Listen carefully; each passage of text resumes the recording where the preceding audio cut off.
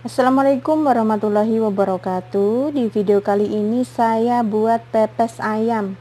Ini pepes Jawa Timur ya, ala anak rantau. Kalau orang Jawa Timur, ayam itu juga bisa dipepes ya. Ntar bumbu-bumbunya dan gimana langkah cara masaknya, ikutin videonya, tonton hingga selesai. Oke?